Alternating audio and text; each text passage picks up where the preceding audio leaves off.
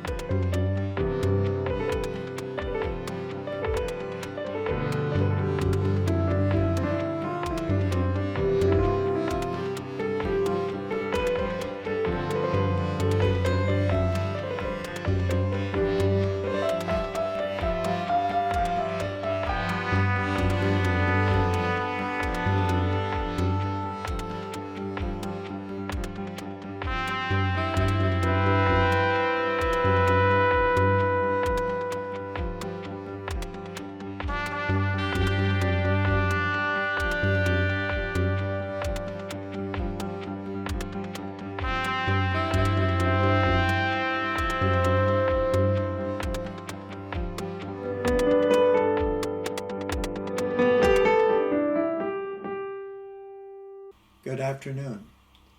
The remarkable aspect of this production is the intimacy it creates with the minds of those who view it. Everyone has a past history of their families. Everyone has memories of their youth. I was immediately transported back to 1965 to Encino, California, living with my Uncle Victor Bono's Italian-American home.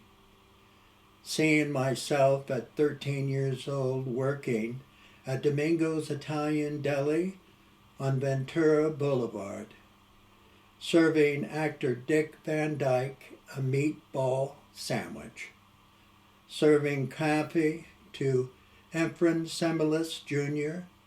and Paul Winchell in the patio, sitting with Dean Martin and my uncle on the set of The Silencers, and chumming around with actor Robert Strauss at my uncle's Halloween party. Dipietro has written a time vehicle that will transport you to the memories of distant laughs, engaging conversations, loving hugs, and smiling and happy faces of those who have moved on. It's a simple storyline, but the deeper the oceans for families are bottomless and forever. She said, Emma, just because you're his wife, it doesn't mean you're not as important as him. Speak up. Say what you feel. Don't become one of those women who gets lost behind their family. Ha! So I told Ford my name was Ian Sean O'Brien O'Malley O'Sullivan. And they gave me the job. Atlantic City with the senior citizens from St. Anne's. What I have to tell you is real important. You sit in traffic for 4 hours with a busload of 80-year-old Catholics all carrying these giant bags of quarters. It's all... What is Over the River and Through the Woods? What is that about, and who wrote that play? It's Joe Dipietro, and he's probably best known for the play that immediately followed this, which is I Love You, You're Perfect, Now Change. You know, the title itself tells you what kind of guy he is. He is from Jersey. He writes about Jersey. And Now, you're from Jersey, too, as well. Well, I lived there for quite a long time. When my wife got a job that I couldn't refuse, we moved up to Jersey and got settled in there. And occasionally on Sundays we'd go over, or even on Saturdays, other times it was nice and warm, to Hoboken. And they had big, wide sidewalks, so that at a restaurant you can always eat outside or inside. Right. And, you know, we'd enjoy ourselves over there. So this play right away, you know, felt like old home to me when I first read it. You know, these are the people I know. And if you live in Jersey and you don't know an Italian, something's wrong with you. I come out of the bathroom and thought of Finelli standing there waiting to bless my spine.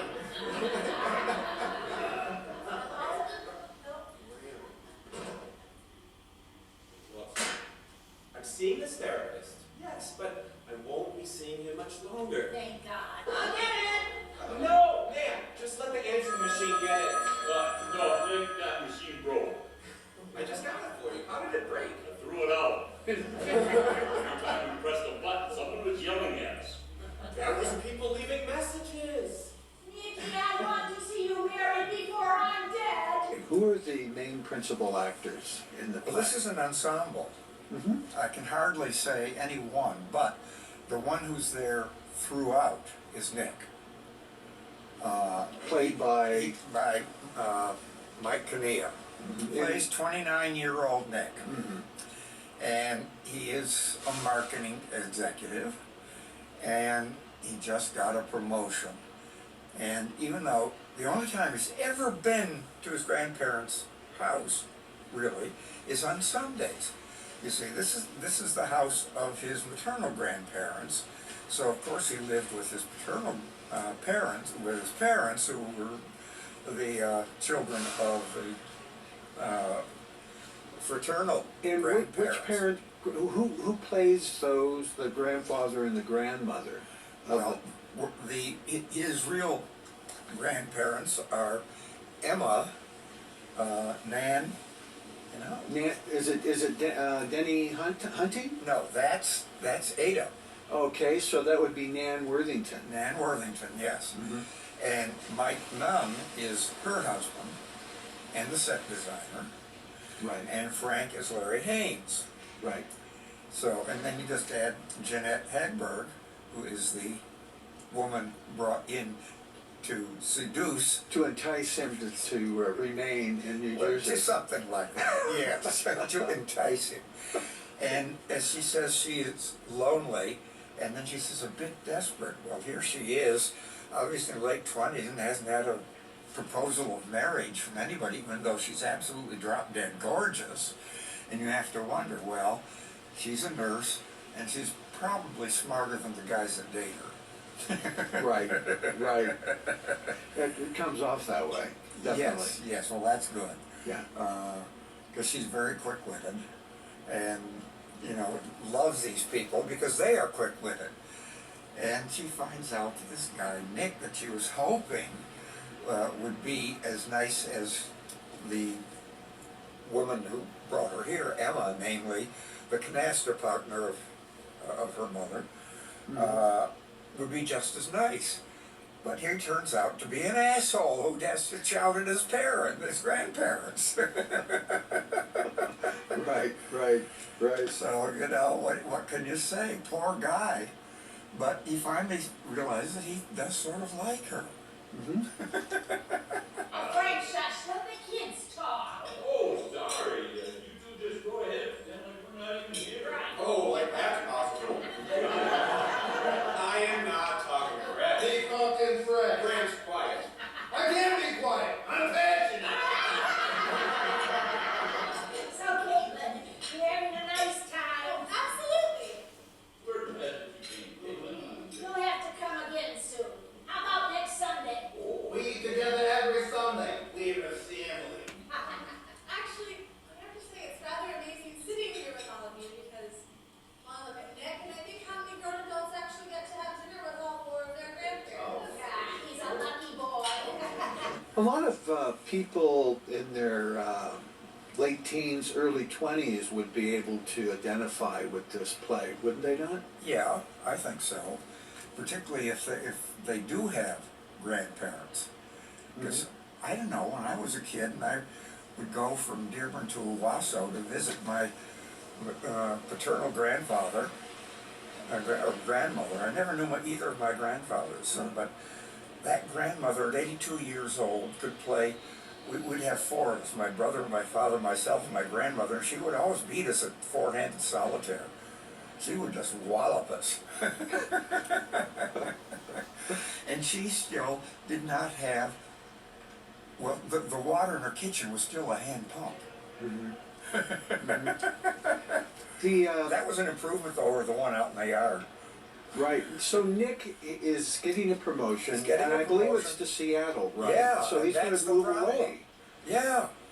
And he's the last one of that family that is still here coming into the dinner in Hoboken. I got offered a promotion at work. Congratulations. What kind of promotion? Well, it's a better management position. Oh, tell. Well, I could, but I don't think you'd understand. I mean, you don't really understand what it is I do now. Just because we wouldn't understand it doesn't mean we don't want to hear about it. All right. Well, as I've explained before, I work in marketing, which is kind of like advertising, you know, commercials. But I don't actually make the commercials. How should I say? I plan overall strategy for commercials and newspaper ads and various other types of media, such as billboards and brochures and internal and external sales presentations. Well, with my new position and this is exciting. I will be in charge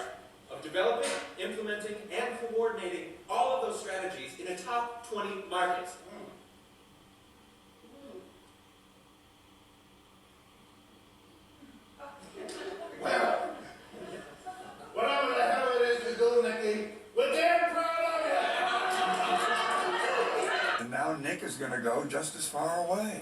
Right. And they want to hold on to it. Mm-hmm. And it takes a while before they realize they have to let him go. Mm-hmm. That the world moves on, Mm-hmm. and it does. I should tell him the doctors did their tests and it has spread. I should tell him that if he takes this job, when he says goodbye, it will probably be the last time we see each other. No one knows yet. Not even my Emma. I'll tell her soon. But I should tell him. Is this a comedy? It is a comedy, officially, but people do not understand the meaning of comedy, actually. They think it's all ha-ha all the way through. No, comedy is just as serious as tragedy, but it has a different ending. At the end, the person is supposed to learn really doesn't. Mm-hmm. And at the end, Nick is suggesting to Ada that she leave the house that Frank built for her and come to Portland, where he will even take her out to dinner. This is unbelievable to her, because what does she do but cook? That's her life, and taking care of Frank, who's now gone. But she still has to stay in the house, because her house, he gave it to her. Right. And Nick never really understands that, but he gets a hint of it when after that, when Ada goes out to get the dinner ready, and he says, you know, that, well, now that he's living with Teresa, married and waiting for their first kid, he tried to think back and it's a blur. Right. But he may be beginning to understand Tenga Familia. Family. Yes, it's Yeah. family. Family. Yes, ma'am, we decided. No, ma'am, we can't hide it. Yes, ma'am, that's my baby now. Oh, by the way, when we meet that creature, we will say, yes, sir, yes, my baby, no, sir, I don't mean maybe, yes, sir, that's my baby now. Oh, by the way, when we meet that creature, we will say, yes, sir, that's my baby, no, sir, I don't mean maybe, yes, sir, that's my baby now.